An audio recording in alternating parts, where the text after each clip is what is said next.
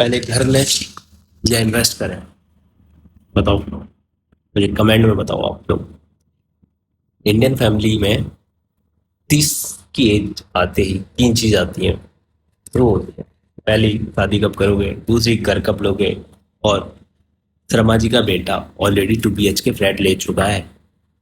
अब आम आदमी कंफ्यूज।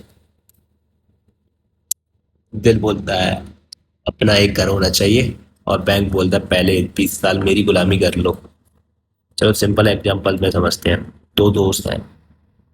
पहला दोस्त इमोशनल हो गया, उसने 60 लाख रुपए का घर लिया, ऑलमोस्ट लोन करा लिया 48 लाख रुपए का। EMI अप्रॉक्स 41,000 रुपए के आसपास की EMI आई। अब अगले 20 साल तक क्या होगा उसके साथ? सैलरी आएगी, EMI में जाएगी, बाकी पैसे से स्विगी का कॉम्बो भी नहीं सोच समझ के खरीदना पड़ेगा उसे भाई। 20 साल बाद उसने लगभग 1 करोड़ बैंक को दे दिया। हाँ, घर की वैल्यू बढ़कर शायद 1.5 करोड़ के आसपास हो जाए। अब दूसरा दोस्त थोड़ा शांत निकला आपकी तरह।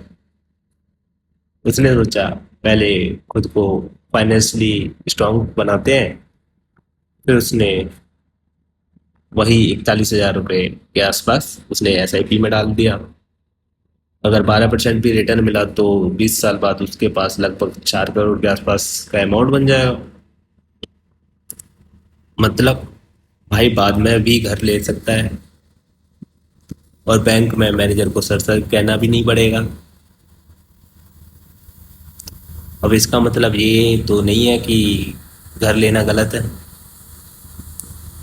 गलत तब है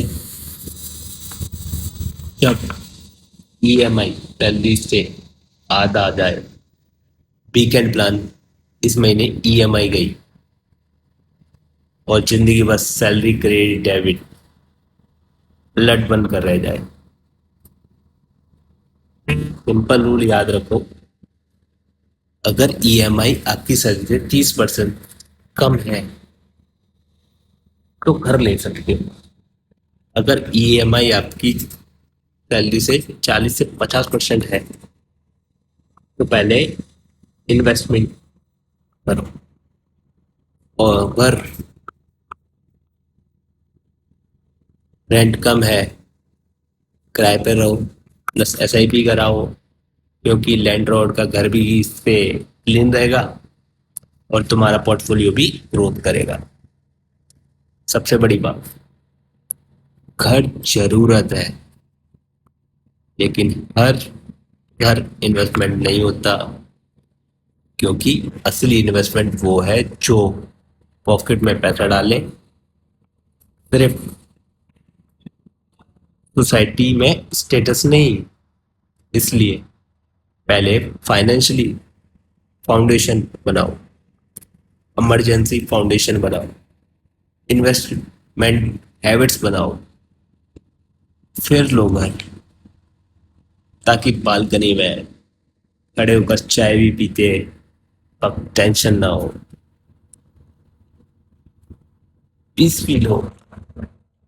तो भाई मैं तो यही कहूँगा, अब आप सोचो समझो इस तरीके से रहना है।